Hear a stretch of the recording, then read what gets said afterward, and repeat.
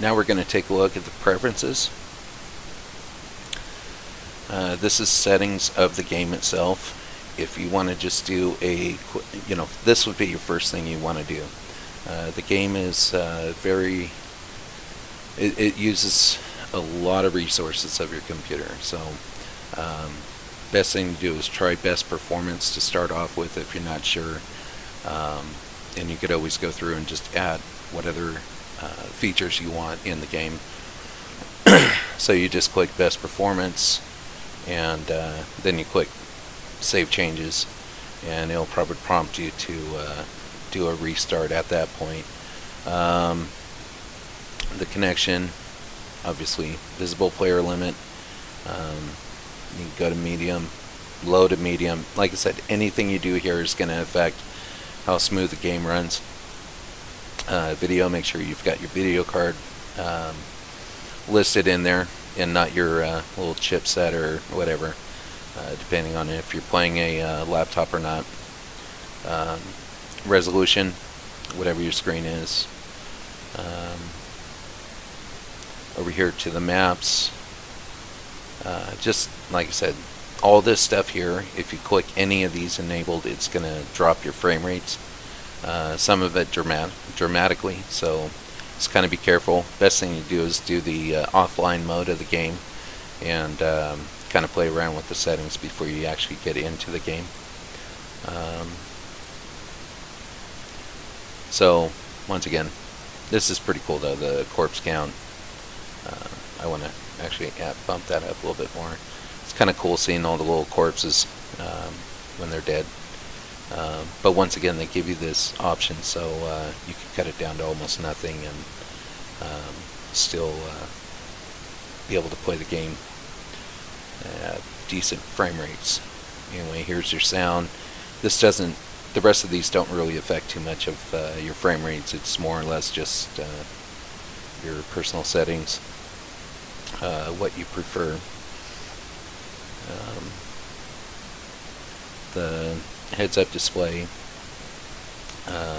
I'm sorry, this is the user interface. Once again, you kind of go through here. If you want the tooltips enabled, disabled, whatever, here's on the chat. If you want the bad language filter on or off, enable it or disable it. Squad invites, blah blah blah. Here's your heads-up display that's in game. Once again, you could kind of play around with that.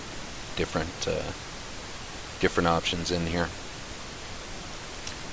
So that's look at the settings, and then to go back. Oh, I'm sorry. Here we go. Let's look at the key mapper. In here, you can, if you have alternate keyboards or anything like that, gaming pads, joysticks. This is where you would map everything. You can, general settings. Obviously, this is just general settings of the game itself. Let's go to views.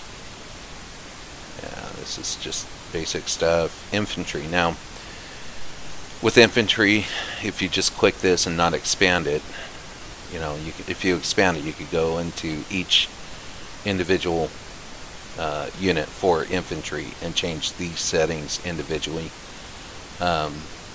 Or best thing to do is just click the infantry, don't expand it, and whatever you change here will affect all of these at the same time. It's just the general setting for any infantry. Same thing with the tanks and cars. Any changes you do here will affect every single tank and car that's in armored car, that's in the game. Trucks and haulers, same thing.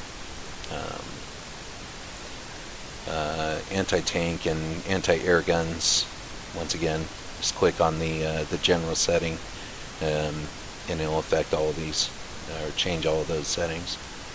Fighters and bombers for airplanes, ships and boats. Controllers. So here we got a list of all the controllers that I'm using. You could go into each one and change your settings. So you can change the mouse sensitivity, aiming mouse sensitivity, so when you're zoomed in on like a rifle, the sensitivity of the movement. You could go over, if you're having a problem and it's not seeing your joystick, detect controllers, click that. Your game controllers have been reread. You don't have to restart the game like you used to in years past. So anyway, let's see if they have a little question thing here. No. All right. So that gives us the preferences, key mapper, and controllers. Now to go back to the main screen, you click back. Then you go back to the main screen.